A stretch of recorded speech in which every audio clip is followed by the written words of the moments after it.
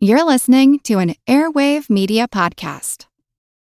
Grown-ups, if there's a child in your life who is interested in, curious about, or fascinated by people and places from history, then my podcast, The Past and the Curious, might just be a hit in your home.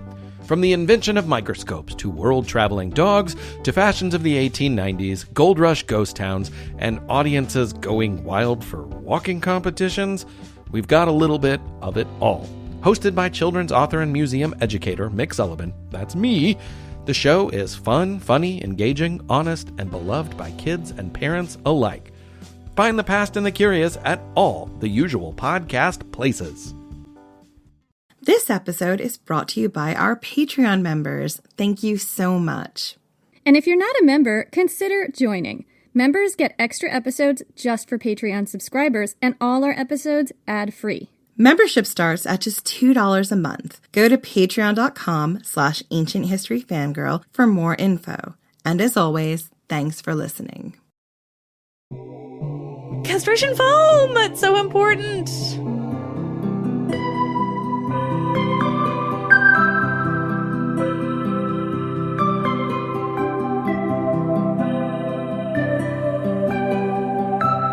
I'm Jenny Williamson. And I'm Jen McMenemy.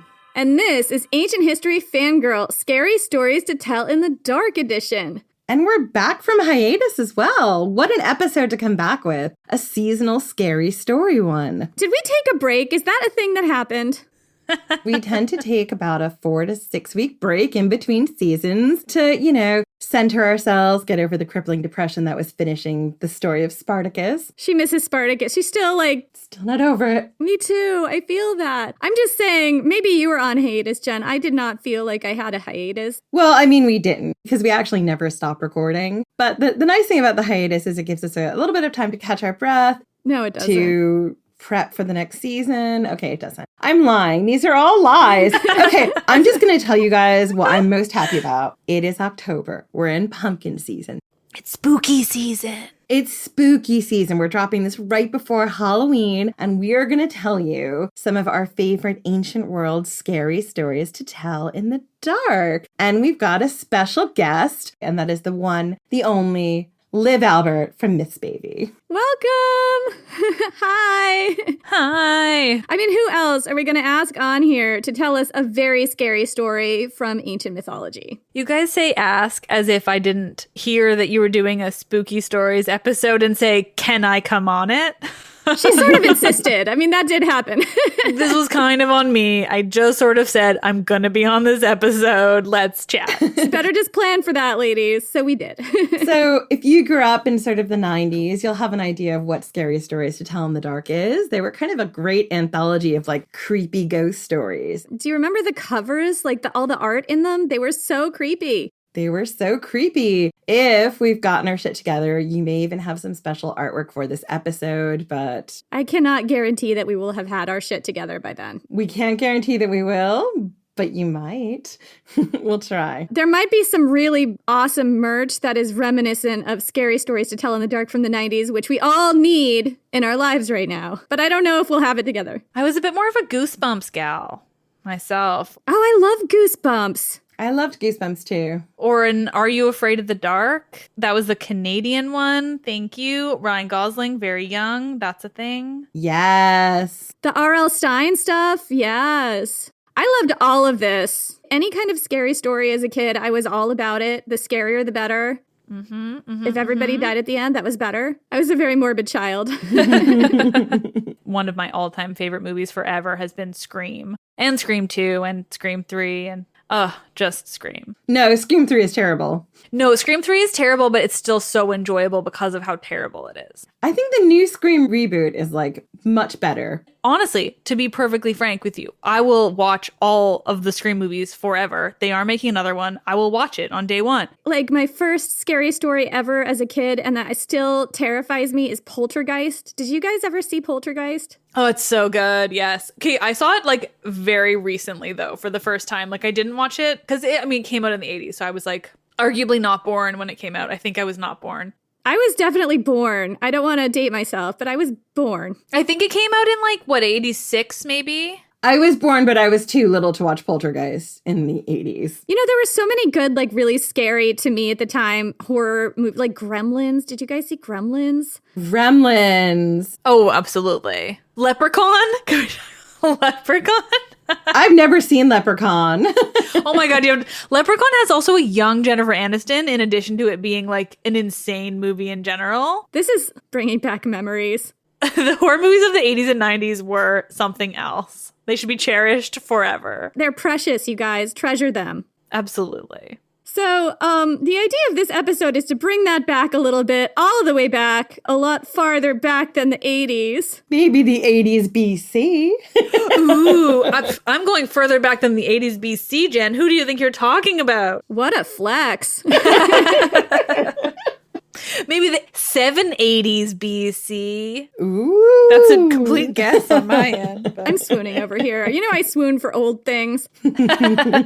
So, our new season, as I'm sure you've seen on our social, we have gone to Roman Britain. So both Jenny and I are going to be telling you stories that come from Celtic mythology. They may be a little bit different than what you're expecting for Halloween. But not that much different. Not that, I mean, is there going to be blood? Is there going to be gore? Will there be severed body bits? I mean, yes. Obviously. What podcast are you listening to? So the idea of this episode is to tell you all some scary stories from the ancient world to chill your bones and see which one's the scariest by the end. We're all going to tell you our tale. And at the end, we'll give you maybe a little bit of historical context if there is some. And then you can vote on social and let us know which one you thought was the scariest. Ooh, we're doing voting. I love it. Okay, so let's go into it. It's a beautiful day for a battle. You lead your army 1,000 strong, spirits bent on action, round the coast of Turlow and through the woods road, along clear, straight horse paths running by rivers thick with salmon. You cast your eye back at your troops, all tall, proud, strapping Normans in gleaming armor, made strong in England's crucible, now here in force to manfully subdue the rebellious Irish. You, declare, are the flower of the Normans. Tall and blonde and ruddy, well-versed in the dance of broadswords. The only ones taller are the contingent of Gaels, men descended from the first inhabitants of Ireland. They stride the paths with golden heads held high, huge in spirit and body, as if ready to grapple any Tuatha De Danann who might leap out from behind a grave mound. Their leader rides up to you on his gleaming gray horse, brow furrowed. He has news. The copse up ahead is thick and dark, and the River Fergus is swollen with rainwater, a prime setting for an ambush. He advises you to pull back, find a more opportune place to cross. Nonsense, you say. Your army is comprised of the heroes of Normandy. You will fear no Irishman hiding in the bushes, and you certainly won't turn back for a river. You reach the banks of the River Fergus just as night is falling. The Gaels were not wrong. The river is swollen with rain. Its surface flashes with the glittering skin of salmon. Even so, your army prepares to cross the boiling eddies and the swollen volume of the surging black water. And as they mill on the banks, you and your captains catch a glimpse of a shape out on a small dark hillock in the middle of the gurgling torrent. A terrible bedlam. That's the only way you know to describe her. A distorted, monstrous form, lone and ancient, stooping over the bright, spouting river, skin rough as old leather, eyes crinkled elf tracks, hair long and racked with hideous tangles, her cheeks foully ulcerated, her nose curved like a fishhook and her eyes dripping bleary tears. So astonishingly ugly is her appearance that at first you don't notice what she's doing, but then you do, and your mouth hangs slack in horror. All about her stand massive bloody piles, disassembled arms and legs, bones sticking out and broken, heaps of intestines and gleaming innards, a cairn of decapitated heads, gaping and bleeding higher than her own. You watch her kneel by the river and wash her spoils, and you notice the bright water is not so bright after all. In fact, as far as you can see, its surface is dulled by a scrim of hair and grease and gory brains. You glance to left and right, examine the faces of your officers. Do they see this? Their wide eyes and gaping mouths assure you that you're not the only one. You're not going mad. A hush of horror has fallen over your army. Then everyone looks to you. You are the flower of Normandy, the leader of this army. You must say something. Old woman, you declare, and she looks up, peering at you malignantly from crimson-lined lids. What name have you? Who are your people? The woman opens her mouth, but you do not understand her speech. Suddenly the leader of the Gaels stands at your elbow, glowing with some internal sun brought forth from the dawn of Ireland. I recognize this one, he whispers in your ear. You must be very careful, General. Only one of our heritage can understand her speech. Then translate, you command in your forthright way, and the Gael does. The dismal of Burren am I, the woman says, through the translation of the tall, ruddy Gael. 'Tis of the Tuath de Danann I trace my lineage. I come to meet you on your way to a fateful battle, to deliver a warning. It is the only one you'll get. You hear your army murmuring at your back. They are restive with fear. You must infuse them with courage, though your legs are shaking and your heart is struck with terror. We need no warning, you declare, and we hold no fear. But whose kin are these poor mistreated dead lying on this barren shore? The withered crone does something with her face that might have been a smile, were it not so hideous. Don't you recognize these corpses, great declare? She asked you. You stand among them even now. You ride to your death this minute. And then, without another word, she holds up by its matted golden hair a severed head, mouth agape, eyes staring, blood running thick down the shreds of skin and tendon trailing from the stump of its neck. You know that face. You'd know it anywhere. It is your own. Ooh, I've got goosebumps, Jenny. I love that. You want to guess who that is? Is it a banshee? It's totally a banshee, Jen. How did you know? Maybe because I've talked about it a lot. I mean, I was expecting more wailing. I know I always expect the scream. Well, you'd think that, but actually, so this account that I just read you, I wrote it, but it's cobbled together from some of the most ancient mentions of the banshee that there are in Irish folklore, and that's how they describe her, as the washer at the ford, which is a depiction of the banshee that actually dovetails a lot with other women who serve as warnings of somebody's death as they're riding into battle. Like, for example, the Morrigan, like, they're actually kind of tied together. And I thought this was the scariest and kind of an unusual way of depicting her, so I wanted to use that one instead of the, expected one. Yeah, it's more of a misdirect. That's right. It's a little bit of a fake out. I love it. So I want to dig into the history of the banshee a little bit. Yeah, and also the story becomes even scarier, I suspect, when you know the historical context. Yeah. So the banshee is a female ghost or spirit in Irish folklore whose presence foretells your doom. And if you know anything about the banshee, you think of the blood-freezing wail. She has this unimaginable grief that echoes across the countryside and is very scary. This is such an old, terrible movie, but I will always think of it. Darby O'Gill and the Little People. Has anyone else seen that? Oh my God, me too! Right? They have the scariest banshee in that movie. I can't believe you also have seen that movie. With a last name like McMenemy, why are you surprised that I've seen that movie? Have you seen this movie, Liv? It's actually terrifying at the end. No, I've never heard of that. So anyway, the word banshee comes from an old Irish word that means woman of the fairy mound. Since its earliest history, this spirit was associated with Neolithic grave mounds. The oldest mention of the banshee is tied to a historical event, which was the struggle between the Irish O'Brien family and the De Clares, who were a powerful English family originally from Normandy, and they were warring for control over a region of Ireland, which was very fiercely independent, and it had held out for more than a century after the original conquest of Ireland by Anglo-Normans. So the book that the banshee appears in for the first time that I found is called The Triumphs of Turlough, and it's a historical account of the time written by a chronicler who probably lived during or very close to the time of these wars, but it also contains a lot of fantastical details. And in The Triumphs of Turlough, the banshee appears in several different forms, sometimes young and beautiful, and when she's young and beautiful, she always gives you good news, and sometimes absolutely terrifying, and when she's terrifying, she gives you really bad news. And it's the terrifying ones that I thought were the most interesting and colorful, and they show many of the qualities that the banshee does become known for right from the beginning. So, I'm going to tell you guys how to spot a banshee. Oh, please. So, she predicts death, your own or possibly a family member's.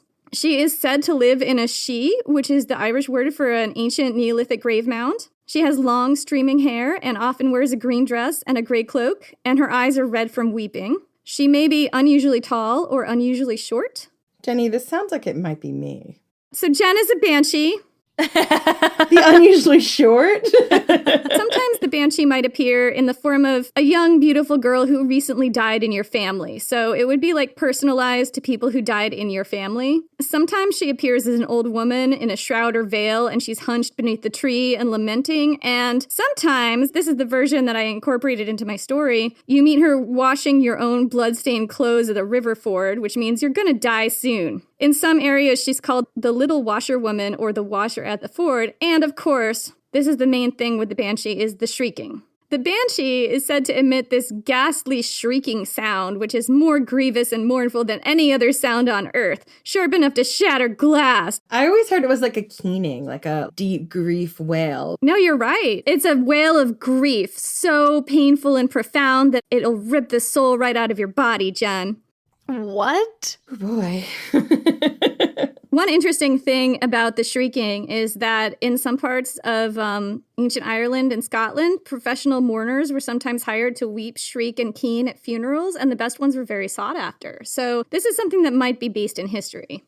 Yeah, I feel like that comes from somewhere else too, right? Oh yeah, this is not the only place where this happens. Okay, good. I was like, that sounds so familiar. Did they also not do this in ancient Greece? I feel like they did. Like, I don't know about hiring professional mourners. Oh yeah, absolutely. In Roman Greece they did. They did, right? Because, well, mourning was such a huge thing. Like, they tore at everything. When a woman was mourning, it was like very important and very expressive of how important the person was who had died. Yeah, absolutely. So I'm going to tell you about how you can see a banshee, because not just anyone can see a banshee, at least not in the oldest mythology. So in some legends, only those of pure Milesian descent can see and hear a banshee. So this is getting kind of into the weeds of Irish history and pseudo-mythological history. But the thumbnail version of this is that the Milesians are a mythical race of Gaelic people who traveled to Ireland from maybe Iberia or modern-day Spain after traveling the earth for centuries. I'm just gonna say this: if you get the chance to have the Iberian secret pork and you're in Spain,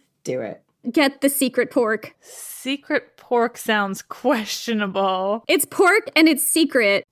So the story of the Milesians is told in the Book of Invasions, or the Book of the Taking of Ireland, which is an Irish Christian mythological pseudo-history of Ireland from the beginning of time to the medieval era, fragments of which date from the 7th and 8th centuries AD. The sense that I get is that medieval monks wrote this history as sort of an answer to the Iliad. Like, they wanted an Irish Iliad.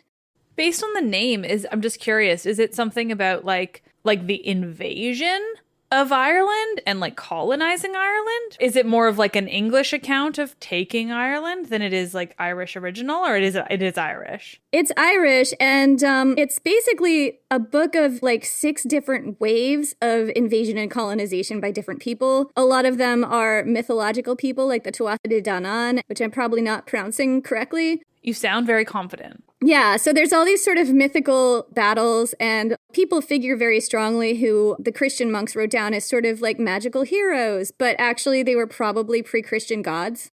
Ooh. Yeah, so it's a really interesting document, and I used it as a big source for a lot of episodes that I've written for this season. Anyway, so in this book, a people called the Milesians conquered the supernatural Tuatha De Danann, who were the prior inhabitants of Ireland, who were kind of like the fairy folk, and they were like magical race of supernatural people. And it's from them, the Milesians, that, according to this book, the true native Irish people are descended. So Milesians in Irish myth are also sometimes referred to as Gaels, a Celtic people who originated the first Gaelic language, and their original ancestor was, in the mythology, a Scythian prince whose mother was an Egyptian princess. The Milesians had like Egyptian and Scythian and Iberian backgrounds, and then they went to Crete, and then they finally made it to Ireland, so they came from all over the place. Cool. I mean, it sounds Io-esque to me. Did she travel all the way up there?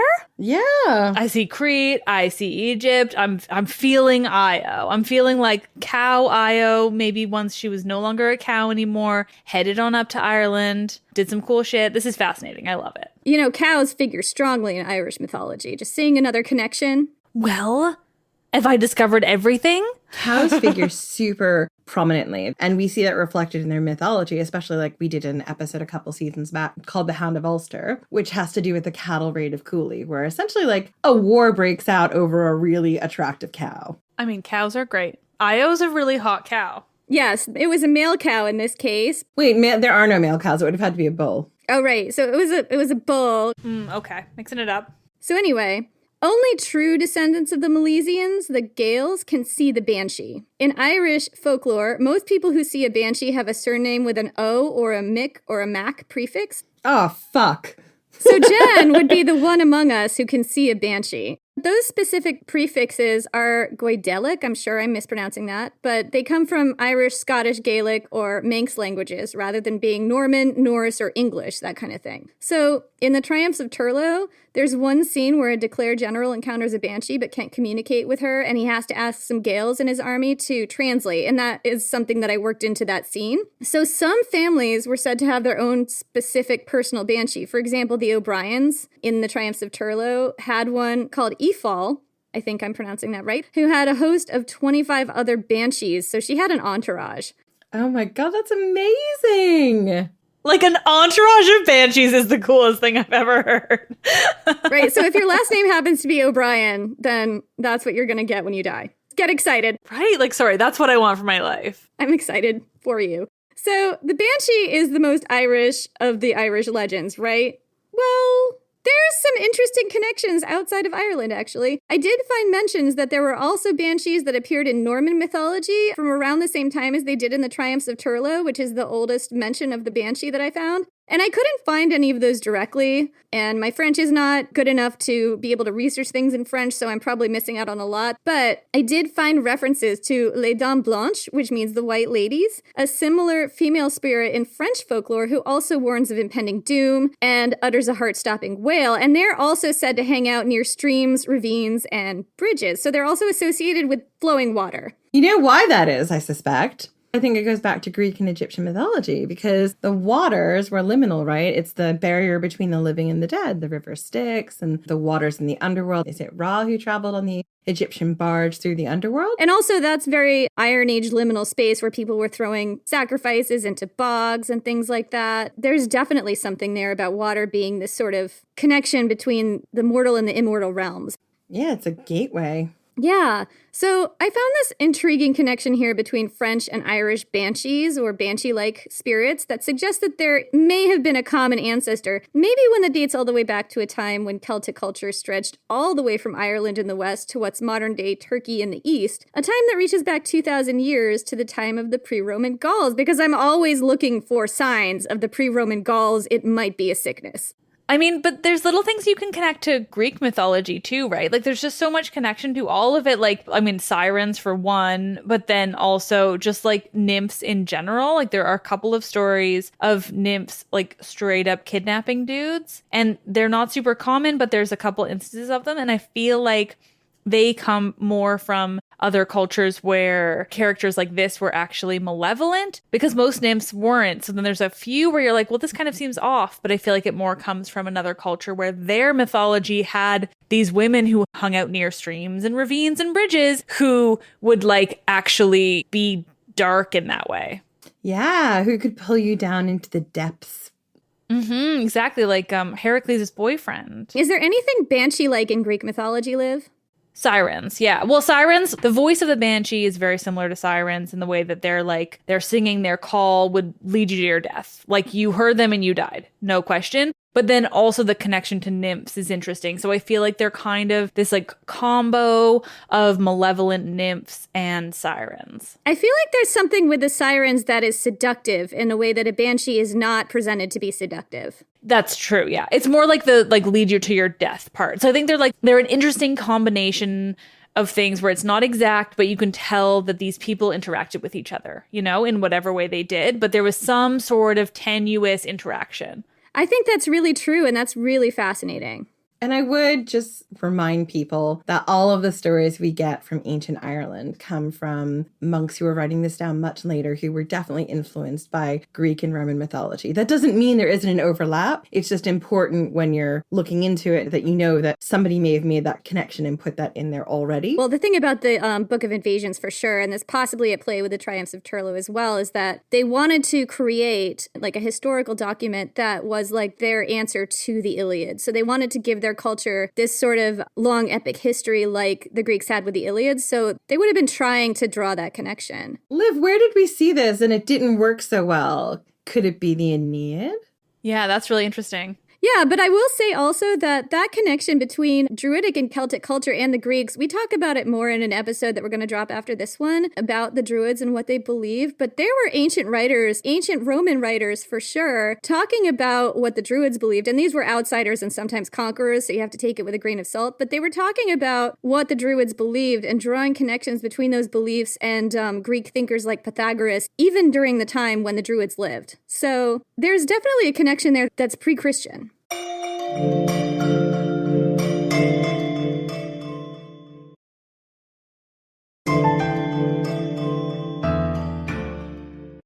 So who else has a scary story to tell us? I don't know. It might be me. Are you ready? Can you please terrify me, Liv? I will. They're known as the kindly ones, the Eumenides, but it isn't because they're benevolent goddesses. They're called the kindly ones as a kind of bribe, a way to appease them, to keep whoever is speaking of these women from being punished by them. The Eumenides are not kind. The Eumenides are a threat, a warning to those who might consider taking out their anger, their frustration against a family member. Orestes and Electra knew there would be punishment from the gods for what they planned to do, but they didn't care. Their mother, Clytemnestra, and her new lover had done the unthinkable. They had been the ones to break the natural laws of the earth first. Their mother had killed their beloved father, Agamemnon. Orestes knew why his mother had done what she did, but it didn't excuse it. Yes, he missed his sister Iphigenia, though he'd barely known her. But it was Agamemnon's right as the king, as the father, to do what he did. Electra saw it differently. She could remember her sister, her beautiful sister Iphigenia. But she too wanted to see her mother dead. It was cowardly what Clytemnestra and Aegisthus had done to the great king Agamemnon. The war hero returned home from a decade away, fighting for the Argives against the Achaeans' common enemy, the Trojans who dared to take the king of Sparta, Menelaus' precious property, his wife, Helen.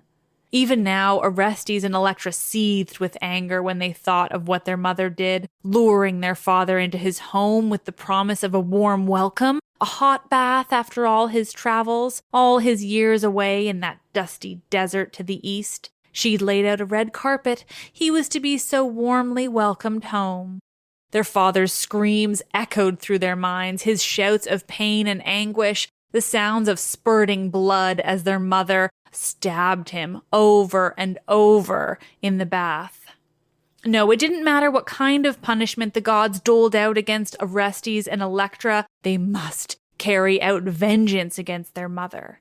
Clytemnestra and Aegisthus couldn't be allowed to get away with what they'd done. They did it. Orestes did, at least, though he had the support of his sister. Orestes killed their mother, Clytemnestra. He did it for Agamemnon, their great father, famed throughout the Mediterranean. What a man their father was.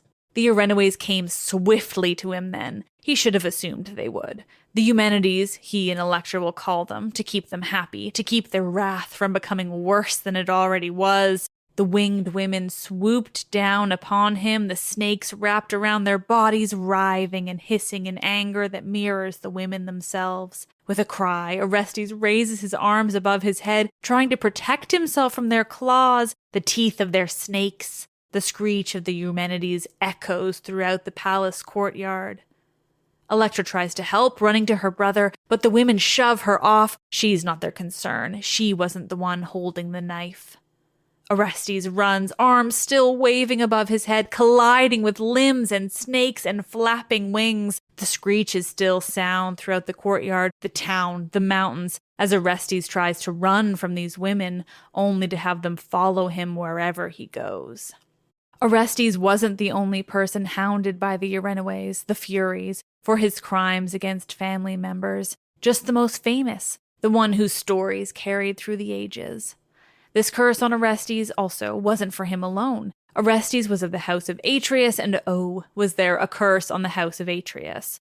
Orestes was simply the final member of the house to receive the Erinyes curse, the one who got the most dramatic version of it. Atreus and Thyestes were two kings of Mycenae, 2 generations before Orestes. Atreus was his grandfather. The two fought over the throne. They fought and fought. It ended when Orestes fed a meal to Thyestes, a meal that happened to be Thyestes' own 2 sons, cooked and served to their father. For that, Orestes was cursed by the Erinyes. And later, another of Thyestes' sons, one born after the death of the other 2, Aegisthus, punished Atreus by killing him. Another curse by the Erinyes. This was, of course, the same Aegisthus who later became Clytemnestra's lover and teamed up with her to kill Agamemnon. Another curse. Before finally, Clytemnestra's children, Orestes and Electra, teamed up to kill her. The final curse of the Erinyes. Oh, and the reason Clytemnestra killed Agamemnon to begin with? He'd killed their daughter, Iphigenia, for a little wind to bring the ships to Troy. Ooh. Super creepy. Anyway, mine's just a lot of violence. Yeah, mine's just like a lot of death, a lot of violence, a lot of killing one's family members. I mean, I really think that the ancient Greeks were obsessed with killing your family members. Oh, they were. And what I'm about to tell you about the Erinyes is proof of that exact thing. I mean, considering the Uncle Niece love, I have to say, I agree. Maybe you should kill your family members. Looking at you, Oedipus. Yeah, well, I'll get there. Don't worry. That's in this. So the Erinyes is my favorite name for them. That's their Greek name, but they're better known as the Furies, which is sort of an anglicization of their Roman name. But they were 3 women who were born of patricide, hence where we'll get to. They were, I mean, women is maybe a stretch of the term, because what they really were, it was crazy, badass monster ladies, hell-bent on punishing those who have broken the most sacred human laws. Don't kill a family member. The Greeks just did not want you to do that at all. They frown on that. They frowned upon it completely. So the Erinyes, they tended to focus their vengeance very specifically on those who'd committed crimes against their parents, their siblings, their children, but most importantly, their parents. Those were the people really in charge. And they focused their wrath because of the story of their birth. But how did that work with exposing children? So let me get there. Jen, it's in this. Oh, sorry. No, it worked in the same way. It was like they tried to do it, so it kind of counted. But the point is, this all started because of how they were born, which we have all talked about so recently, but it probably won't come out all in relation. So just know that this is a story we have told each other a few times now. It just keeps coming up. It just keeps coming up because it's the best story. But essentially... You know what keeps coming up is castration. No, castration foam. No, but that's Aphrodite. This is castration blood, Jen. Oh, sorry. God, there's no foam involved. It's a different bodily fluid. So in this case, the Erinyes were born, like Aphrodite and the Gigantes, from the castration of Uranus by his son Kronos, but not of the foam, you see. Not from the foam. No, not the foam, the blood itself. Okay, I'm quiet now. I mean, the foam is important, Jen, don't get me wrong. It's just that Aphrodite is specific to the foam and nobody else. So Kronos castrated his father Uranus, and he threw the parts into the sea. And from the drops of blood that landed on the earth as the bits flew, the Erinyes were born. And oh, did they fit the bill of those birthed of the castration blood. Not foam. I was about to say foam. Because, Jen, like you say, I'm very used to saying castration foam. No, but you're right, is that I'm so used to saying that. Not foam. Different thing. Castration foam! It's so important. It's just that we can't stop talking about the castration foam. I know. I put it in your brain. It's so important. So the Erinyes were 3 women. Most of the really bad, monstrous monsters in ancient Greece in the mythology are women. And I think that says a lot about how they thought about women, but also I love it. We're just going to take it back, and I like it that way. These 3 women, their names were Alecto, Megaera, I should say. Megaera probably is the pronunciation, and Tisiphone. It's spelled differently, as far as I know, than the Heracles Megaera, so I'm going to say Megaera. A Tisiphone, which is a great name. They had these big, impressive wings, and they were described as being surrounded by snakes in various ways. Their hair was snakes, so they were kind of Gorgon-like sometimes. Snakes were wrapped around their arms and their waists and everywhere on a body that snakes could wrap. The Irenaways, they flew around the earth with these whips as weapons, and they shrouded themselves in the same black flowing clothes that were worn by mourners. I mean, they were honestly terrifying and incredibly impressive. I just kind of want to meet them. I mean, not in like they're the Furies kind of way, but just kind of like a, hey ladies, kind of what's up way. They seemed really cool. Hey ladies, let's sit and split a bottle of rosé and you can tell me things and I just want to listen. I think they're red wine kind of gals. Yeah, I know, but I can't do red wine. They'll have red, you can have rosé. Yeah, Jen has very specific wine requirements. Fair enough. The super cool thing about them too is that they were older than the Olympians because they were born of Uranus, or sometimes it said they were born of Nyx, who's still older than the Olympians. So regardless, they were much more ancient, which means they didn't have to follow any of Zeus's rules, which is awesome because fuck him. Fuck him. They were like above Zeus. They were better than him. They were outside the timeline. They were just kind of beyond him. At the same time, they kind of chose to live below him because they lived in the darkest, most violent, deepest depths of Tartarus. They delighted in the horrors of the underworld and all its murky, depressing goodness. Wow. I'm now so much more interested in the Furies, the Irenaways, than I was before. Oh, I'm so glad. I fucking love them. They're so cool. They're older than Zeus. They're older than Zeus. They're just much more ancient. A lot of the darkest, like, most violent stuff is a lot older, which is cool and also says a lot about the ancient Greeks and their timeline. I think that's what interests me the most about it is, like, it just gets more and more violent the farther back you go. Oh, yeah. Badass queens, honestly. They were just incredible. But what's interesting really about them is just kind of how important they were in the real world of ancient Greece, because the whole story I told, yes, of Orestes and Electra and the Furies, it was important in the mythology, but it wasn't always how they appeared, or it wasn't even usually how they appeared. Because really, they rarely appeared in person. The story of Orestes and the murder of his mother Clytemnestra is like the main example of the Furies in the flesh, but it's the main example because it's a play. And so it's meant to be more dramatic than your standard ghost story. The tragedian Aeschylus wrote the only surviving trilogy of ancient Greek tragedies, the Oresteia. This is the third play in the trilogy. It's called the Eumenides, named for the Furies, but not their real name. It's their bribe name, the Kindly Ones. It's really creepy. Yeah, it's so cool. It's like they would refer to the Irenaways as the Eumenides to keep them happy. To be like, oh, you're so nice. I don't know what you're talking about. Like, oh, you're so harmless and lovely. I'm going to call you the Eumenides so you don't get angry. Never. You never get angry. Not at me, definitely. I just think you're so kind and nice. No, you're the prettiest ponies. It's fine. Exactly. Just beautiful and wonderful. Don't look at how I just stabbed my mom. It's fine. No. You're so nice. Right. So in this play, they literally hound Orestes. It's a huge part of the play. But as far as I remember in the production of it, they're invisible. So only he can see them, which kind of heightened the drama, but also made it easier to perform because ancient Greek plays were really strict about how many people were on stage at one time. Like there were only ever 3 actors and the chorus on stage at one time. So you couldn't have like 3 women hounding Orestes unless they were the chorus, which now I'm questioning myself, but I don't believe that the Furies are the chorus in the Eumenides play. If they are, I'm fucked.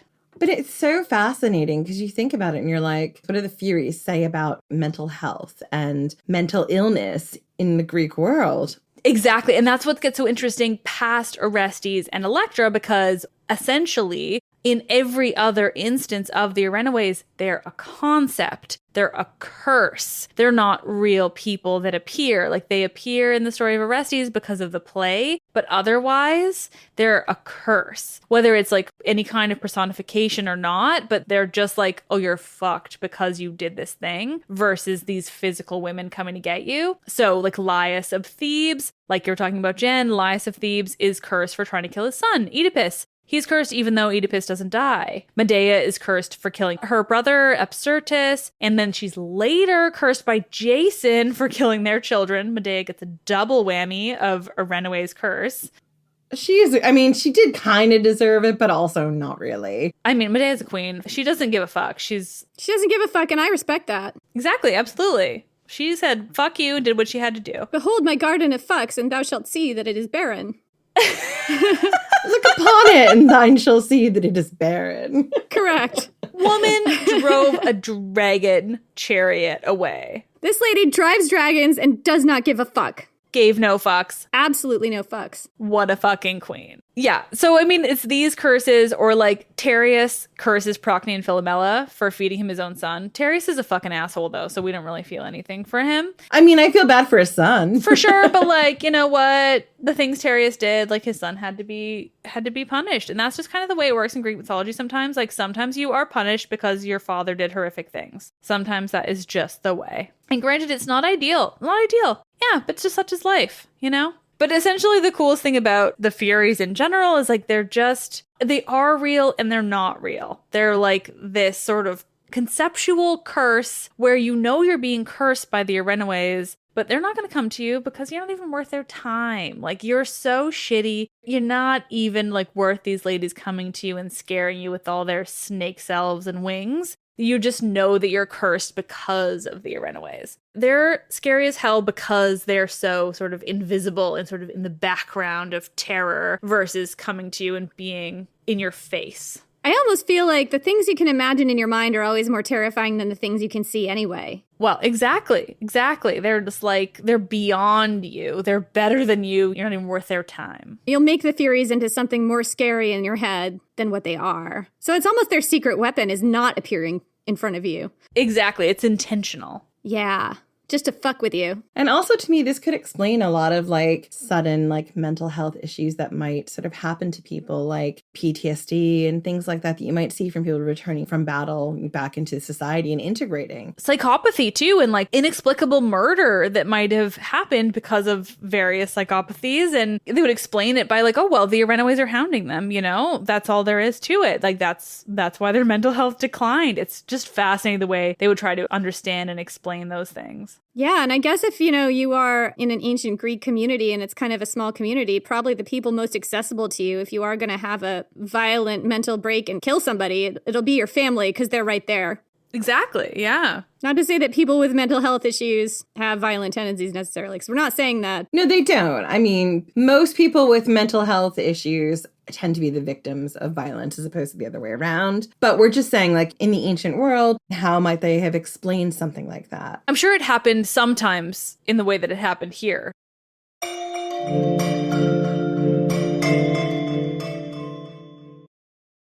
This episode is brought to you by Cologuard. Do you know what's really scary? Not screening for colon cancer when you turn 45. The Cologuard test is non-invasive, requires no special prep or time off work, and ships right to your door. In just 3 simple steps, Cologuard takes the scare out of colon cancer screening. If you're 45 or older and at average risk, ask your healthcare provider about the Cologuard test. Cologuard is available by prescription only. Learn more or request a prescription today at Cologuard.com/screen.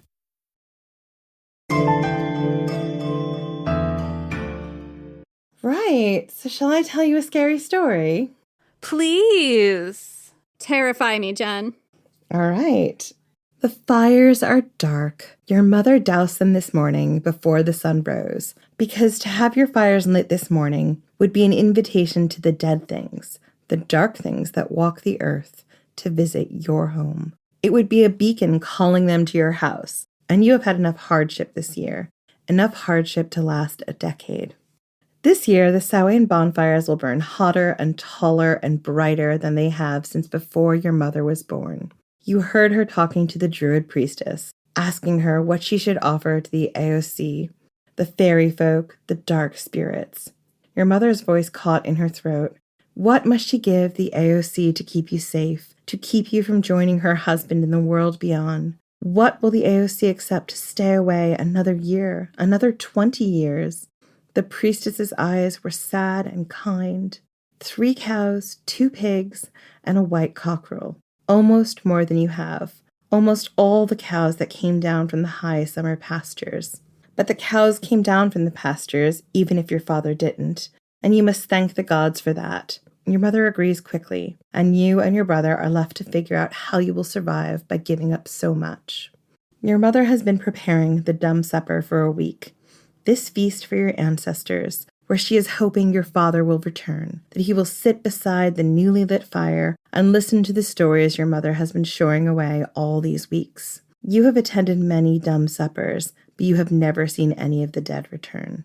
Your mother believes if the supper is perfect, if she follows everything the druidess has told her, that your father will appear, that she will be able to see him one more time, to look into his dark blue eyes and tell him all the things she only hopes he knew before he died, that no matter how loudly they fought, she loved him as much as the oak loves the sky. Your mother plaits your hair, weaving it into a long shore rope. She smiles as she looks down at you, telling you how lovely you have grown, how pleased your father would be if he could see you. Your brother is tired and hungry. He has dark hollows under his eyes. He's returned from a day of mumming, going door to door and collecting sacrifices for the bonfire. He has changed so much this summer. He's taller than your father now, and he's ready for his own farm or for a war band. He isn't sure which he wants more. It's time, he says softly. Your mother opens all the windows, all the doors. She lets the cool dusk air into the house. She invites the spirits to walk amongst your corridors, to bring you news of the other world. Your brother thinks she is foolish, that the dead are the dead and they will remain so, that Samhain is just another reason to celebrate after the harvest, after the cows have returned to the nearer pastures for the winter. Your brother does not don an animal skin. He does not paint his face. He scoffs at you. He shakes his head as if you are a small child and not nearly a grown woman who should know better.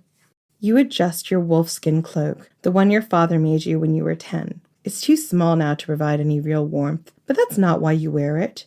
You know that the fair folk will be looking for those who do not hide themselves, those who dare to face the night when the barriers between the worlds are thin without protection. You want to remind your brother that in the next town over, 2 men didn't wear their skins. They didn't hide their faces, and they were found the day after Samhain torn apart by wolves.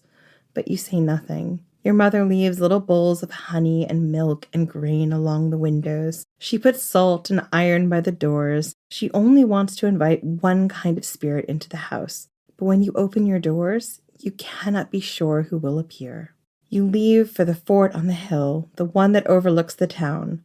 All of the town streams out behind you, and you are soon engaged in smiling and laughing, telling jokes to the girls who you weave with on a Sunday. You can feel the festival air. It's as if everyone and everything is taking a deep breath and pausing for a moment as you welcome the dark half of the year. This year, there will be 2 bonfires with an aisle between the flames for those who need purifications and guidance to walk through. The priestess calls to the gods. She begs for them to see your village through the winter. She asks that the dead who walk amongst us tonight are kind, that our fields will be blessed, that those of us who are grieving and suffering will find a light through the darkness to come. As she finishes her prayers, 2 men arrive with a wheel so large that it blots out the setting sun. The priestess sets the wheel alight. It is spun round and round, a dizzying dance of flame and brightness. When the wheel stops spinning, it falls into the center of what will be the first bonfire. Each bonfire is filled with the sacrifices to the gods, wicker men complete with animals waiting to be burned. The second wheel is set alight. The process is repeated until 2 roaring bonfires blaze on the mound, the sacred mound of kings, the mound that looks out across the barrows, where they will rise from when the night falls, the fair folk.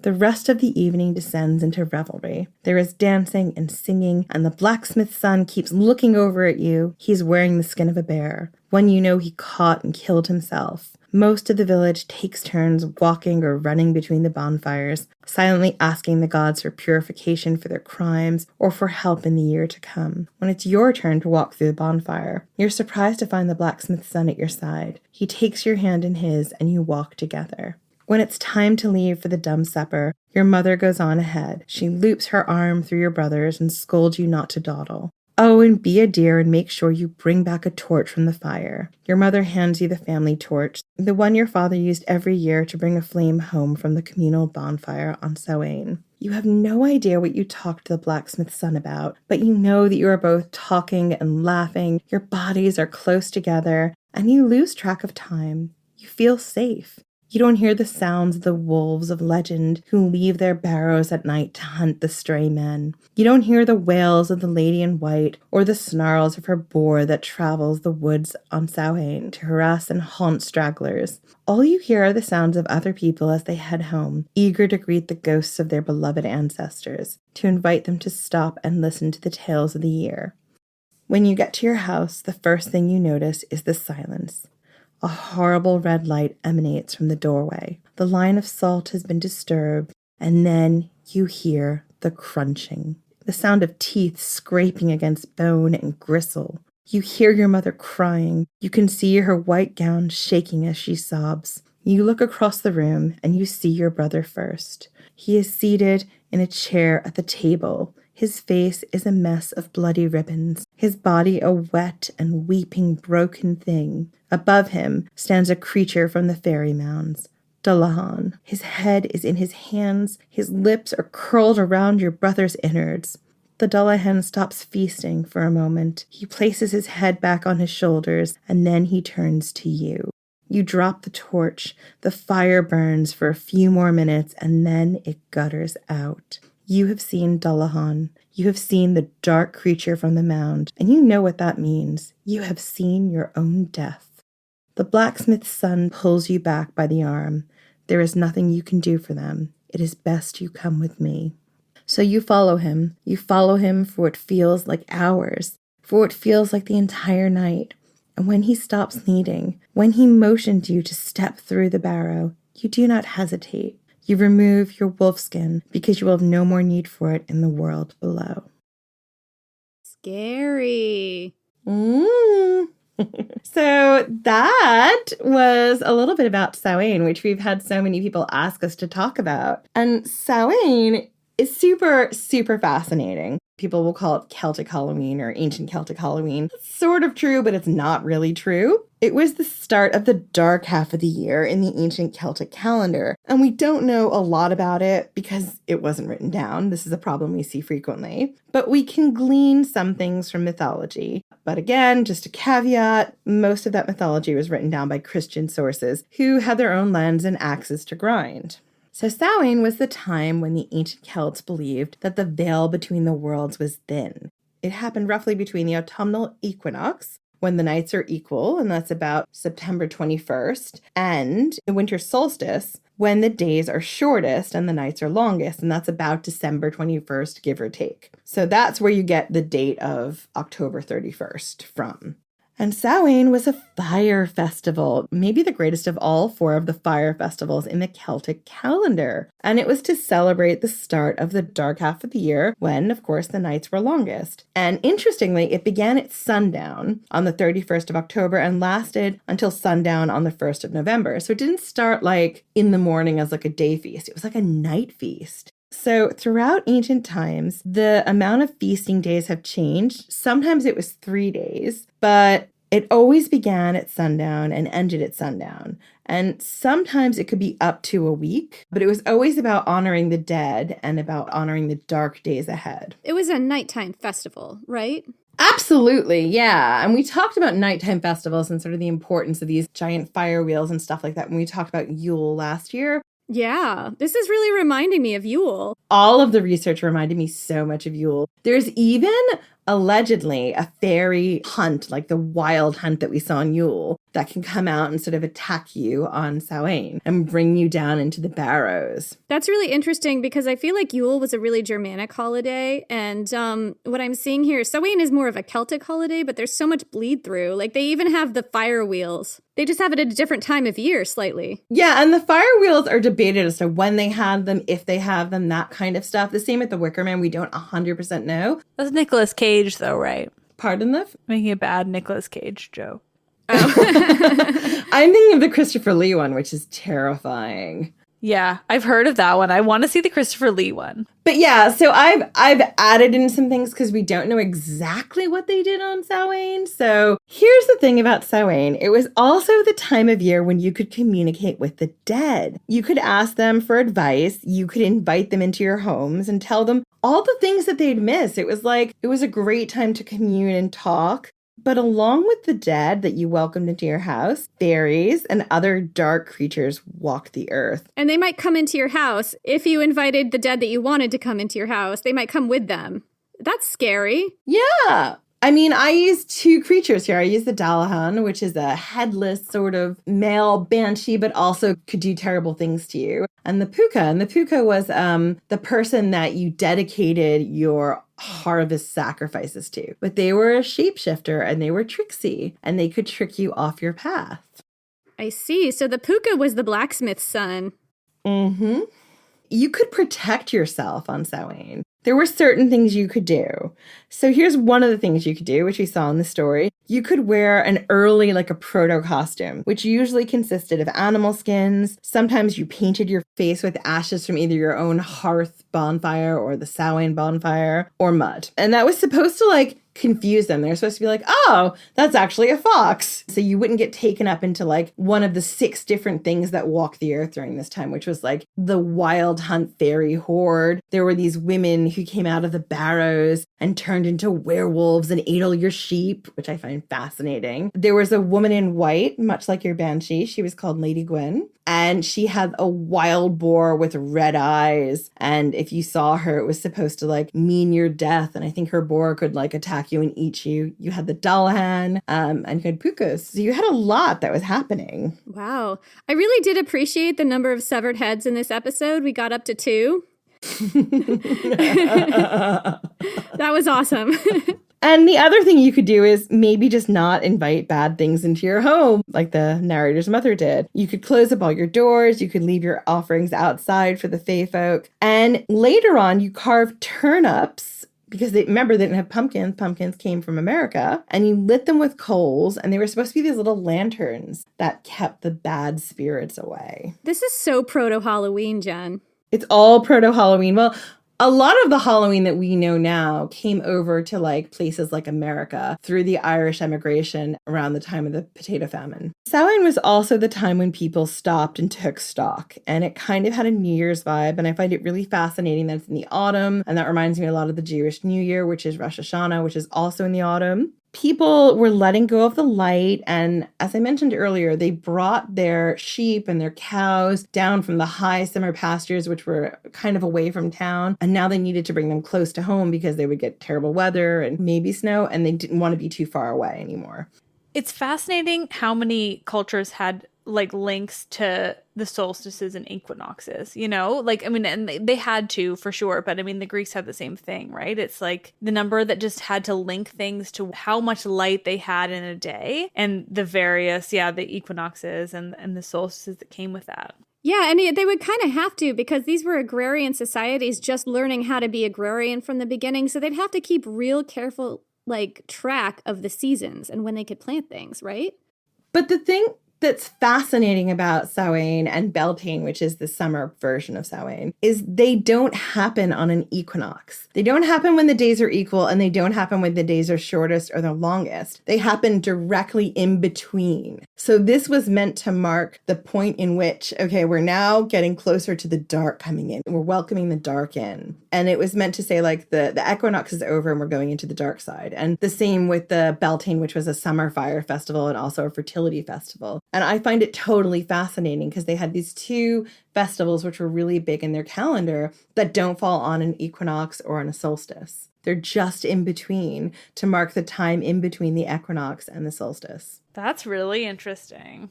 Mm-hmm. So one of the things I found that was super fascinating about Samhain was that during Samhain, people in their villages would douse all their fires on that day.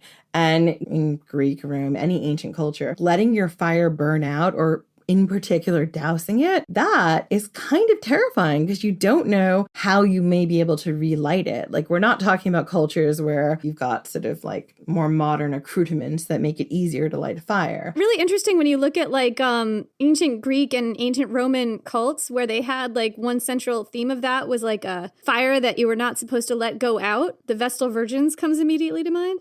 I mean, that connects to Greece in general, ancient Greece in general. Like, Hestia was the goddess of the hearth. She had almost no role in any myths, and yet she was one of the most important goddesses simply because she was in control of that fire that was in your house that never went out. And that was like vital. And Vesta had the same thing in Roman. Yeah, it's so interesting because a fire, especially if you're in a climate where it was cold sometimes, like your fire is about cooking food and it's also about warmth. So it's about your survival. The sense I got when I was doing the research was that you're never supposed to let the fire go out. No, because there's a giant pain in the ass when you let the fire go out. There's a wider reason, and I think it goes back to sort of what Liv was talking about, Hestia, in that your fire every year was supposed to be lit from the communal bonfire at Samhain. And the idea, the symbolism of that was that as a community, you are all together. We have one fire, one life, and we are all being protected and taken care of as one.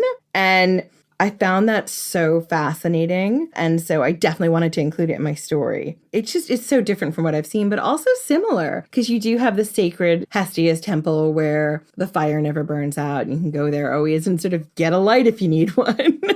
Yeah, you just go and you take a little twig or something to Hestia's temple. I don't know how it works, but that seems logical. Right. There might be a time when you don't have a fire in your house and you have to get a light.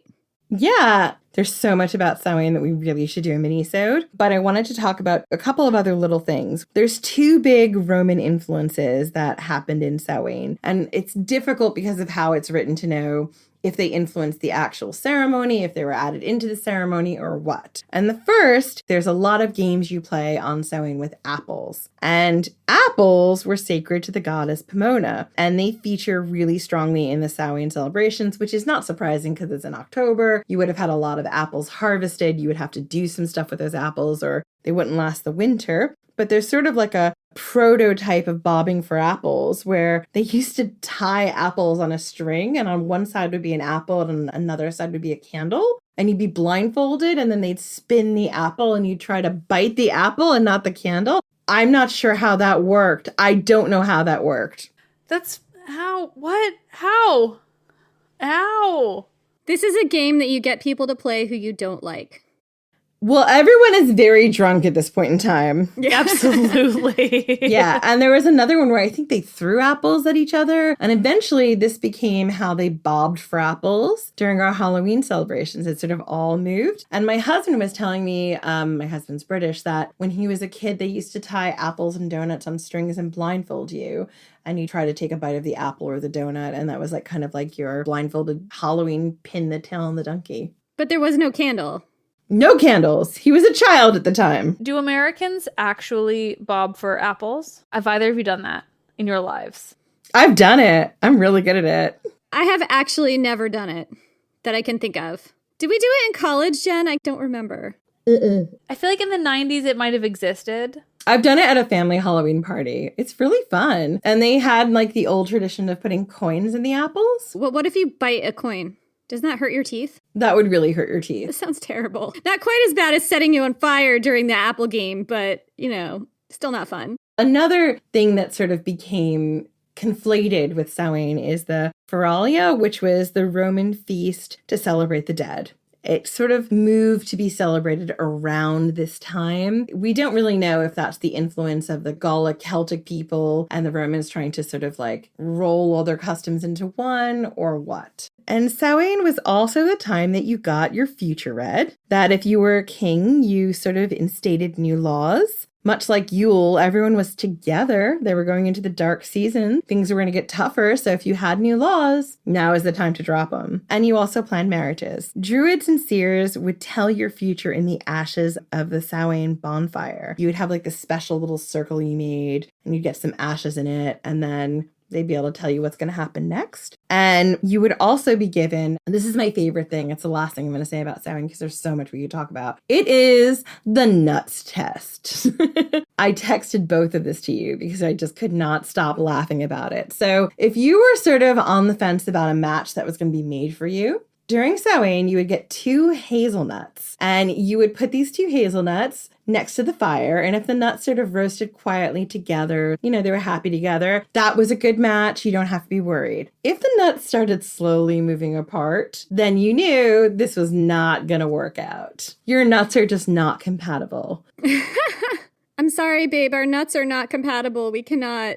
Incompatible nuts. That's right. So there was also, again, because this was a time when you were sort of trying to decide, about your future because you'd closed out sort of the old year. You were going into the dark part of the year, probably a time when you're going to be indoors a lot. And if you were going to get married, maybe not a bad time to pick a husband, I guess. So they made this very dry cake that it could be made of anything, maybe oats. And essentially you ate it in 3 bites. And then you were supposed to go to bed without any water. And then you'd have a dream of who you're going to marry. And I guess if you didn't dream of anyone, you're not going to marry anyone. And it was supposed to predict your future. A lot of the stuff that was going on during Samhain was trying to predict your future. And when we talked about Yule last year, you see a lot of similar things, like the nights are getting longer. People are going to be like closer together for more time. It was a great time to sort of talk about laws and marriages and family planning because everyone is going to be stuck inside and close together. I mean, God, could you imagine how awful it would be to be like married at Yule or Samhain and realize that like you're stuck with this guy during the darkest, coldest time of the year and you're not 100% sure that you're down with this marriage. I mean, that's what the nuts are for, Jen.